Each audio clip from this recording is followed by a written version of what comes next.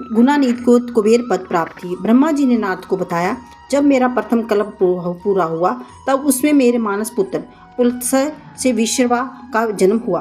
विश्रवा के वैश्रवण पुत्र हुआ। उसने अलकापुरी का शासन किया।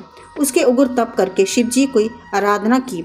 उस समय दवाहन कल्प शुरू हो चुका था। वैश्रवण के तप से प्रसन्न होकर शंकर जी ने उसे वर मांगने के लिए कहा। शिवजी के तेज से वैश्रवण के नेत्र बंद हो गए थे।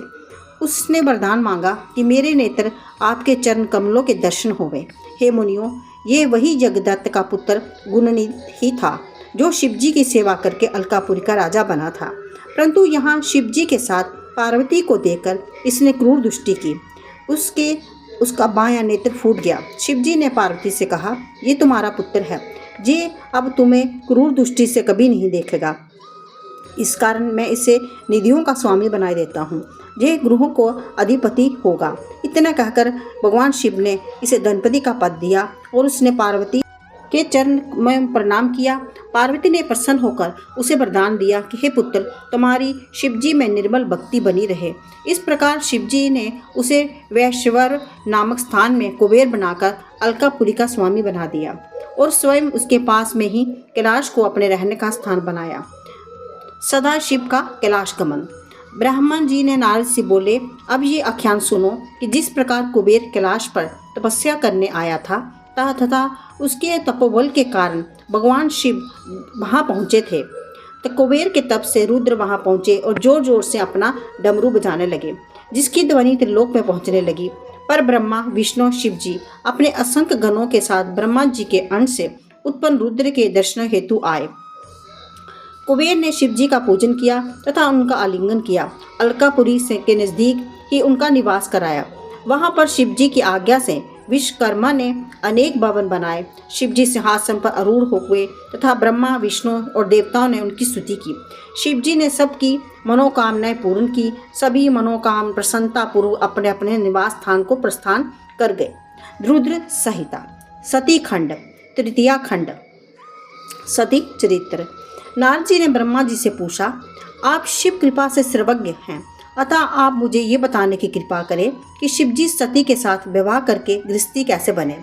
सती जी ने पहले दक्ष की कन्या थी, तब बाद में हिमालय की पुत्री बनी। सती के चरित्र बताने की कृपा करें। ब्रह्मा जी नारद से बोले, पहले मेरे यहाँ एक कन्या हुई जिसको देखकर मैं काम से पीड़ित हो गया। तब भगवान ने रुद्र ने मुझे धिक्कारा।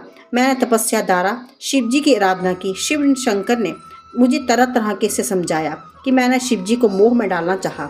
अपने पुत्र दक्ष से मैंने अस्की भरणी नामक कन्या से सती का उत्पन्न कराया। ये दक्ष पुत्री ही उमा बनकर कठिन तपस्या के द्वारा शिवजी को वर रूप में प्राप्त कर सकी। तब के रुद्र स्वतंत्र होकर भी संतान उत्पन्न करने की इच्छा से रूप धारण कर मोहित हो गए। रुद्र को गृहस्थाश्रम में काफी समय व्यतीत हो गया। इधर दक्ष की शिवजी की माया से गर्व उत्पन्न हो गया। वे शिवजी की निंदा करने लगा। उसने एक विशाल यज्ञ का आयोजन किया जिसमें उसने मुझे, विष्णु, अन्य देवताओं तथा मुनियों को आमंत्रित कराया, परंतु अपनी जमाता शिवजी को आमंत्रित नहीं किया। इस पर सती के हृदय नहीं माना। वे अपने पिता के घर गई, परंतु वहां पर यज्ञ में अपने पति शिव का भाग ना देखकर अपने पिता से अपने पति की निंदा सुनकर उन्हें यहाँ सहन नहीं हुआ। उसने यज्ञ कुंड में अपना शरीर त्याग दिया। सती के शरीर को त्यागने की बात सुनकर महादेव जी को कुपित हो गए और उन्होंने अपनी जटा से एक बाल उखाड़कर वीरभद्र को उत्पन्न किया। वीरभद्र ने दक्ष के यहाँ जाकर दक्ष सहित यज्ञ का विध्वंस कर दिया। समस्त तीनों लोकों में हाहाकार मच गया। सबने मिलकर शिवजी की स्तुति की, पर इसमें शिवजी ने कृपा करके दक्ष की पुनः जीवित कर दिया और उसके यज्ञ को पूरा कराया। सती के शरीर में उत्पन्न ज्वाला पर्वत पर जाकर गिरी। वे ज्वालामुखी बनकर पूज्य बनी। उनके दर्शन से आज भी मनुष्यों की कामनाएं पूर्ण हो जाती हैं।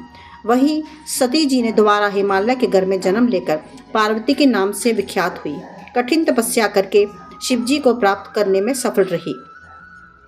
शिव चरित्र। पहले तो शिवजी निर्गुण, निरंकार, रूप गुण शक्ति रहित, सत असत से दूर पर दिव्य रूप में रुद्र ही थे। फिर उमा के साथ सगुण शक्तिमान हो गए। उन्होंने दाएं अंग से ब्रह्मा, बाएं अंग से विष्णु उत्पन्न हुए। तब से सदाशिव के ब्रह्मा, विष्णु, रुद्र तीन रूप हुए। ब्रह्मा जी ने सुर असुर मनुष्यों की रचना की। ब्रह्मा जी ने प्रजापति को भी रचा। फिर उन्होंने मरीच, अत्रि, पुलह, पुलस्त्य, अंगिरा, कृत, वशिष्ठ, नारद, दक्ष की भृगु की रचना की। ब्रह्मा जी ने नारद को बताया, जब मैं इन्हें उत्पन्न कर चुका तो मुझे माया का मोह हो गया। तब मेरी बोहों के बीच से संध्या नाम की कन्या हुई। उसे देखकर मैं तथा मेरे पुत्र दक्ष, मरीच आदि सोच में पड़ गए। सभी के चिंताग्रस्त होते हुए एक काले बालों वाला, श्याम वर्ण का, गंगा जी, स्थूल काया वाला, नीले रुद्राक्ष नाम पहने, 10 सुंदर कटाक्ष वाला पुरुष तीनों रूप धारण करने चाहिए। अंगों से सुगंध निकल रही थी। महात्मा ने मुझे प्रणाम करके पूछा, मेरे लिए क्या आज्ञा है?